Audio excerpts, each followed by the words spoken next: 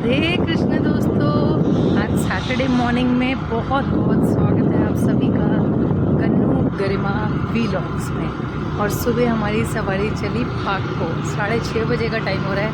काका राजा हमारा सो रहे हैं तो हमने कहा लुत्फ़ उठाया जाए, पार्क में राउंड करने जाए। क्योंकि जो काका है ना वही मेरे को तो अच्छा ही लगता है ना पार्क आना, तो मेरे लिए तो लुत्फ़ उठाना हुआ। और हमारा काका कहता है साइकिल चलाऊँगा, फिर तब करके मेरे को होती है प्रॉब्लम। और ये देखो जी, ये पूरा यहाँ पे सजा हुआ है दुल्हन की तरह, वही दिख रहा है सारा।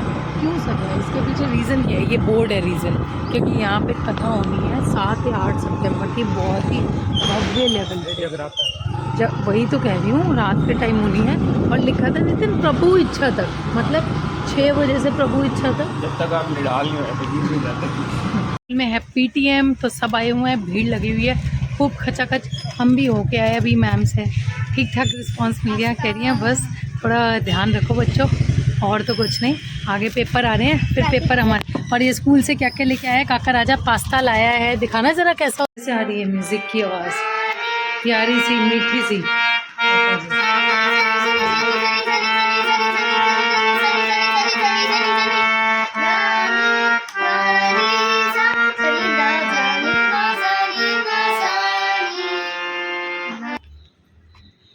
बाऊ बाऊ बाऊ बाऊ बाऊ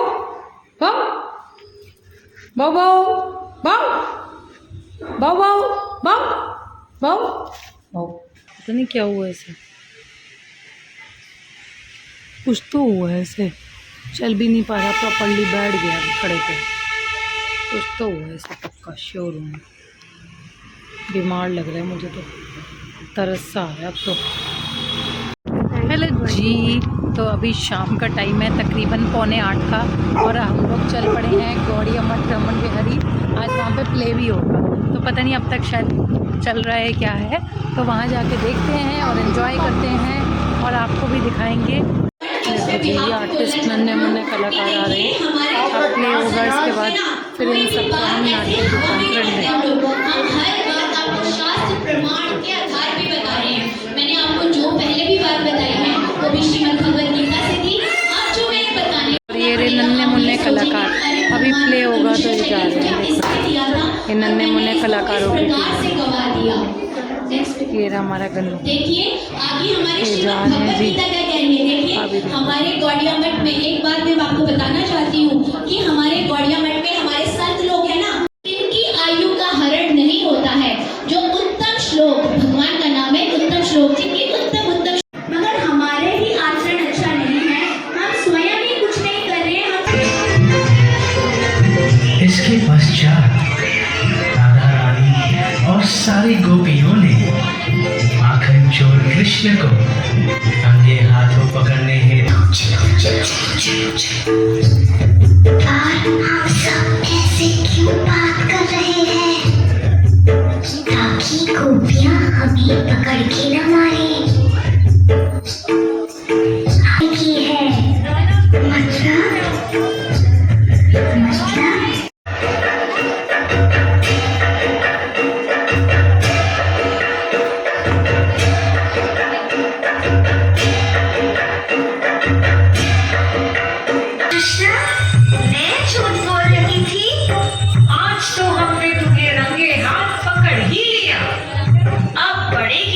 यशोदा मैया से।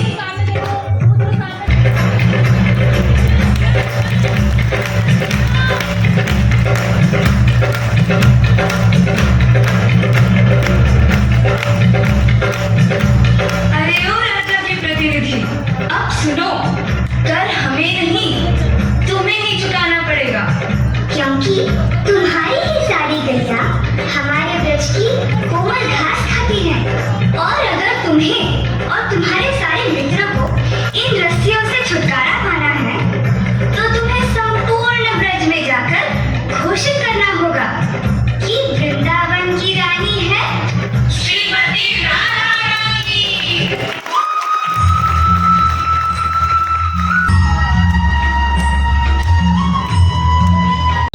नहीं चाहिए अम्मा, बोला ना हमको खेलने दो। फल ले लो मीठे ताजे फल ले लो, फल ले लो। नहीं चाहिए अम्मा। भैया ये लो, सुबह से बोनी नहीं हुई, सस्ते दामों में दूंगी। बोला ना, जाओ। जैसी आपकी इच्छा। सुबह से कुछ बोनी नहीं हुई, आज भूखा रखोगे? जैसी आपकी इच्छा। कितने? तुम कितने दोगी? जितने फलों का मोल दोगे उतने फल में दूंगी। मोल क्या होता है? मैं तुझे भी बहुत सारा अनाज भी लाकर देता हूँ। अब अनाज की कोई आवश्यकता नहीं लल्ला, तूने जो मुझे दे दिया वो बहुत है मेरे लिए, बहुत है, बहुत है।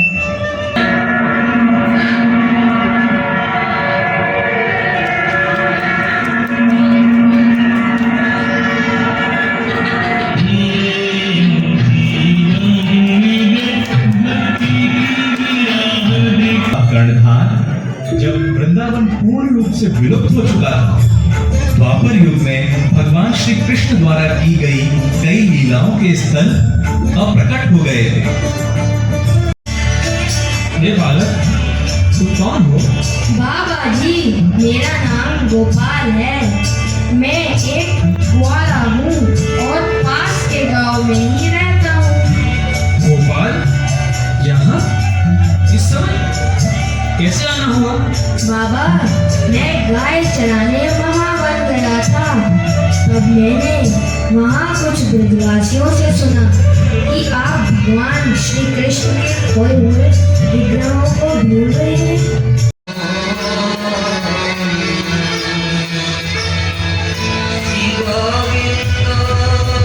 आप कहाँ हो? बाबा, मैं यहाँ हूँ। यहाँ, इधर देखो, इधर देखो बाबा। मैं आ रहा हूँ, मैं आ रहा हूँ गोविंद, मैं आ रहा हूँ।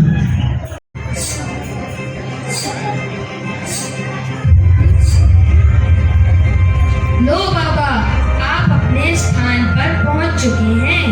देखो देखो, वहाँ पर है गौमतीला। सुंदर मोर, वही झाड़ियाँ। हे गोपाल, हे गोपाल, मैं तुम्हारा बहुत आभारी हूँ गोपाल। अरे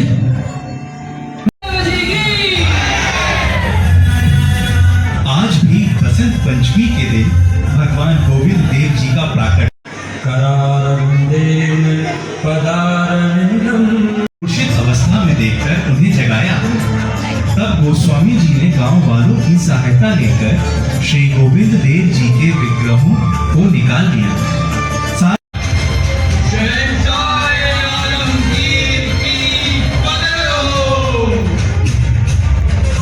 आज वजीर बड़े खुश दिखाई दे रहे हैं, क्या बात है?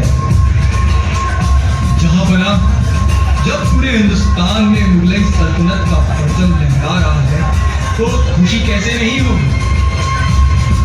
है और रहेगी। जो भी काफिर हमारे सामने अपना सर उठाएगा उसको हम ऐसी दर्दनाक सजा देंगे जिससे उसकी आने वाली पुश्तें सर झुकाकर चलेंगी।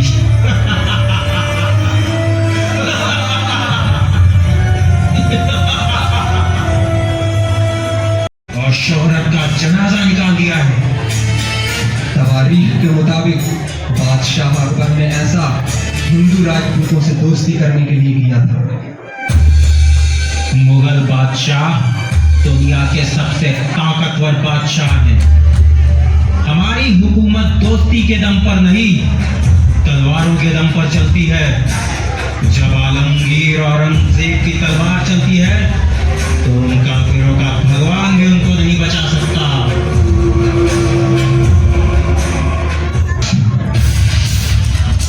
बहुत हुआ, अभी मुलाजिम काफिर खून के आंसू रोएंगे। अब तक मैंने बेहिसाब हिंदुओं को मौत के घाट उतारा है। मंदिर अभी तक टूटा क्यों नहीं? जल्दी जल्दी हाथ चलाओ। यहाँ तेज तूफान आ रहा है। जमीन हिल रही है हुजूर। बाकी माफ हो, लेकिन जान है तो जहान है। इन काफिरों का मंदिर बाद में तोड़ देंगे, अभी यहाँ से जाना ठीक रहेगा। डरपोकों जैसी बातें मत करो दीवान, हम बादशाह हैं इस सल्तनत के।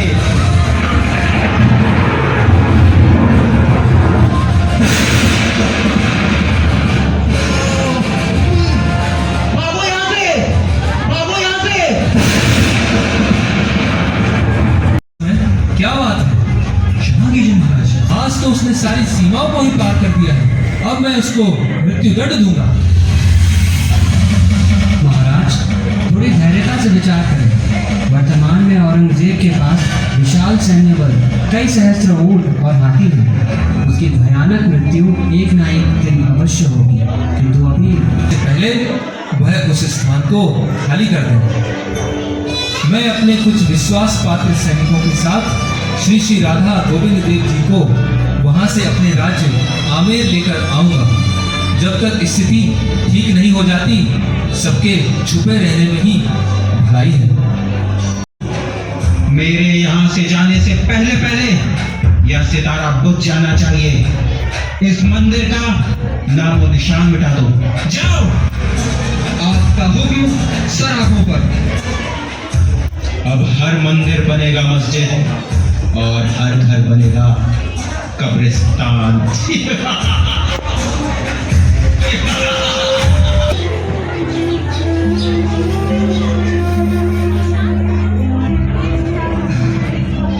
लो ये टोकरी, गोविंद जी के लिए कुछ और लाना है तो बताना।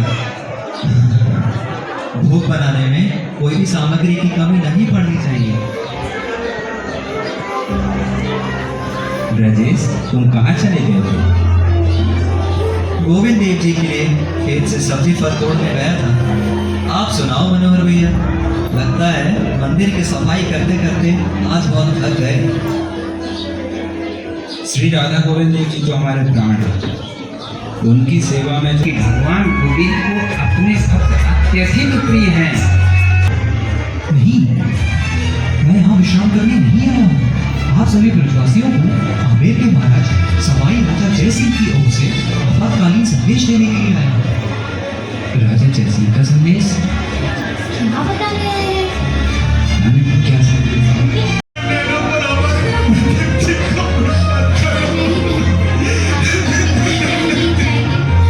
चाहे हमारे प्राण नहीं ले जाना, तो सिपाहियों से रोकेंगे, रुक जाइए। आप लोग समझने का प्रयास करें। का सर भी काटना पड़े तो चलेगा। आप जाइए महाशय। वास्तव में आप सबकी भक्ति और सेवा को देखकर मैं नतमस्तक हो गया हूँ। क्या हम इतने से लोग उनकी बड़ी भारी फौज से लड़ पाएंगे? हम उन्हें जब तक रोक सकते हैं तब तक रोकेंगे। बस हमारे राधा गोविंद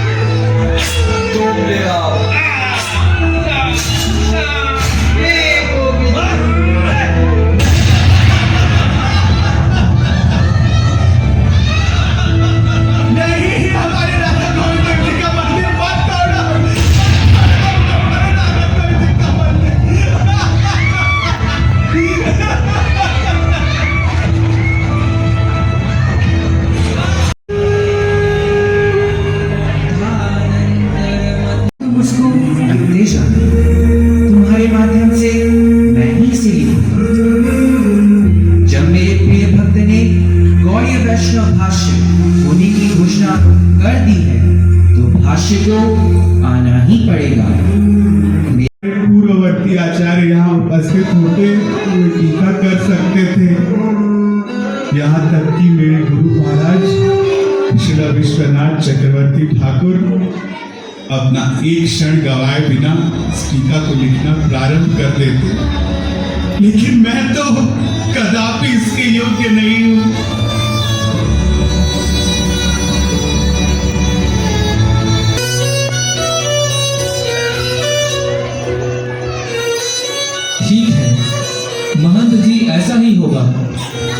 और इसके अतिरिक्त गौड़ीय वैष्णवों को श्री गोविंद देव जी की अर्चना करने से अस्थायी समय के लिए निलंबित किया जाता है।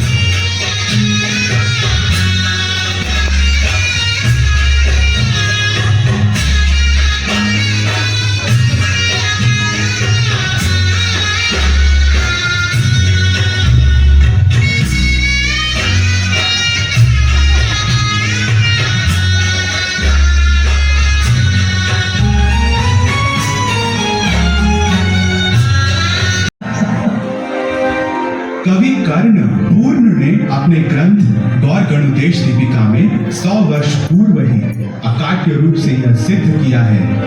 गौड़ी और वैष्णव मध्व संप्रदाय में ही आते हैं। हम श्री चैतन्य महाप्रभु के अनुयायी हैं, जो साक्षात पूर्ण पुरुषोत्तम भगवान श्री कृष्ण हैं। इसलिए हम ब्रह्म मध्व गौड़ी और वैष्णव संप्रदाय में आते हैं। अच्छा, तो क्या आपके गौड़ीय वैष्णव श्रीपाद मध्वाचार्य के वेदांत सूत्र पर लिखी हुई टीकाओं का अनुसरण करते हैं? हैं महाराज सवाई जय सिंह भगवान गोविंद देव जी के अनन्य भक्त हैं, और जब तक इस मंदिर का प्रतिपालन हम गौड़ीय वैष्णव करेंगे तब तक हमें अपना दया और सम्मान नहीं मिलेगा।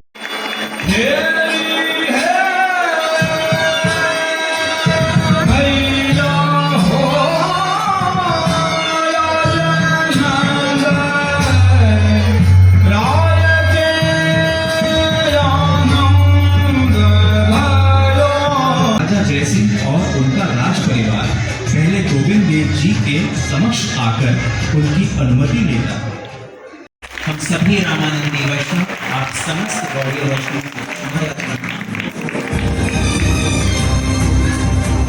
श्री बलदेव विद्याभूषण की, श्री बलदेव विद्याभूषण की, श्री बलदेव विद्याभूषण की।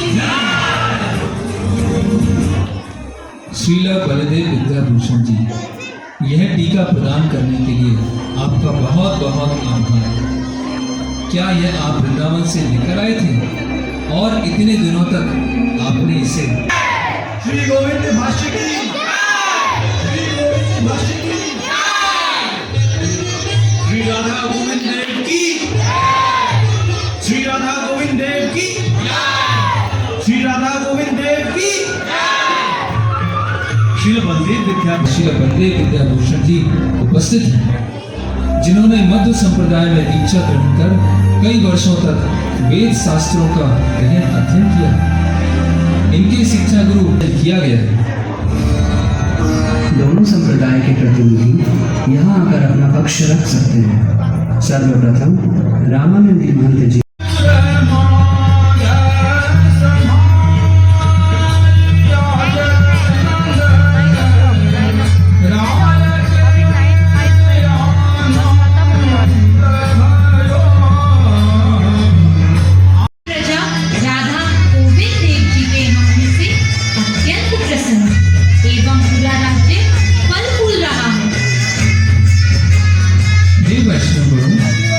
राधा गोविंद देव जी की सेवाओं और अर्चना में कोई बाधा न आने पर आपको जो भी आवश्यकता हो कृपया हमें बताएं। हरे कृष्ण।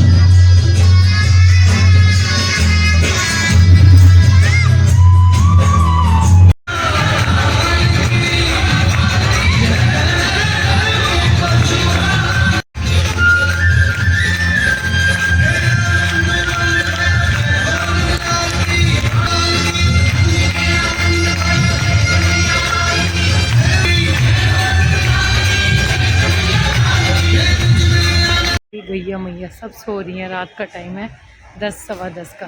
कैसे एक दूसरे के ऊपर सो रही हैं, देखो जी, ये रात का दृश्य है। सारी गैया मैया आराम कर रही हैं। बस इनके लिए नीचे क्लीन मैट बिछा दी है ताकि रात को आराम से सो जाए। पूरी नींद में है सब। पनीर है, मटर, देख कैसे सारी प्यारे से सो रही हैं।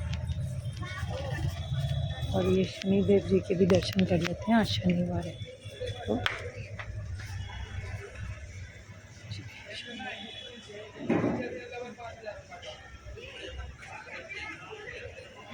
आजा प्रसाद लेके जा रहे हैं। चलो बोरे पापा प्रसाद। नाइट। घर पहुंच गए हैं, प्रसाद खा लिया था मंदिर में ही और बहुत अच्छा रहा आज का कार्यक्रम, खूब एंजॉय किया। एक जो सबसे अच्छा था ना, गुप्त वृंदावन, वो तो आपने अब तक देख ही लिया होगा। तो इसी तरह के नाटक होते रहते हैं रमन बिहारी गौड़िया मठ में, प्लेज होते हैं बच्चों के और बाकी कल्चरल प्रोग्राम्स होते रहते हैं। और साथ में जो फेस्टिवल्स होते हैं, राधा अष्टमी होगी अभी शायद 11 या 12 सितंबर की है, तब भी प्रोग्राम होगा, तो खूब अच्छा रहता है। कल बच्चों का फैंसी ड्रेस कंपटीशन है, तो ऐसा कुछ ना कुछ यहाँ होता रहता है जनकपुरी में। खूब एंजॉय करते हैं पूरा परिवार का परिवार, और बच्चे तो ऑब्वियसली बहुत ज़्यादा। तो चलो जी, सैटरडे का दिन रात दोनों ही अच्छी रही। इसी के साथ गन्नू गरिमा वीलॉग्स को ज़रूर सब्सक्राइब कीजिए। अगर वीडियोस अच्छी लगें तो शेयर कीजिए, लाइक कीजिए और कमेंट भी कीजिए। कमेंट तो बनता है ना जी। तब तक के लिए गुड नाइट हम सब की तरफ से, और take care of yourself. Radhe Krishna दोस्तों।